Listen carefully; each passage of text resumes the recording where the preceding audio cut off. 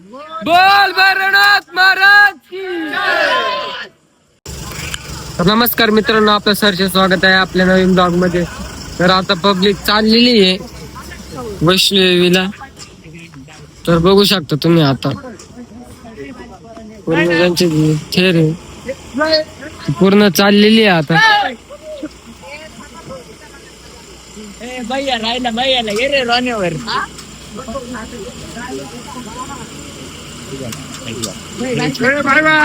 Bye bye. हे आरुळी दे रे, आरुळी द्या. बोल भैरवनाथ महाराज की.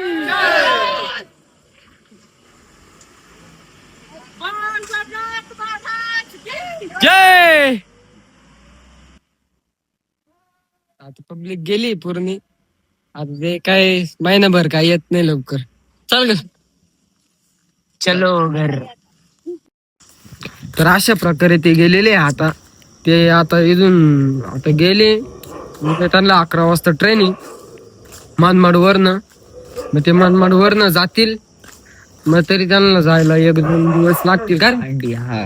1-2 दिवस पूर्ण लागेल त्यांना जायला. आत्ताचे वाजलेले म्हणजे 1:30 वाजलेलं आहे.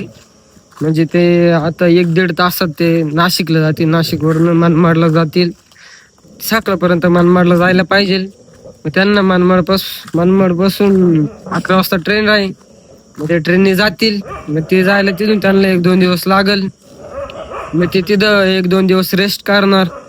मग तिथून ते वरती जाणार. 14 किलोमीटरचा वरचा प्रवास आहे तो पूर्ण करून परत खाली येणार. म्हणजे 28 किलोमीटरचा प्रवास हा करणार. मग ते येणार परत. तिथून निघाल्यानंतर त्यांचा परत 22 दिवसाचा हा प्रवास राहणार आहे.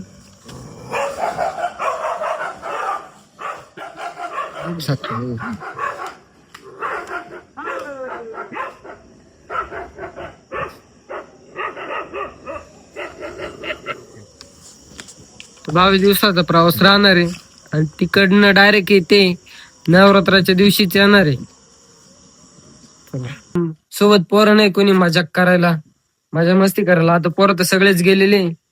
बट आता आपले ब्लॉग थोडेसे कमी येतील पण नक्कीच येतील. तर कसा वाटला ब्लॉग कमेंट करून नक्की सांगा. चला भेटूया पुढच्या ब्लॉग मध्ये. चला बाय. उद्या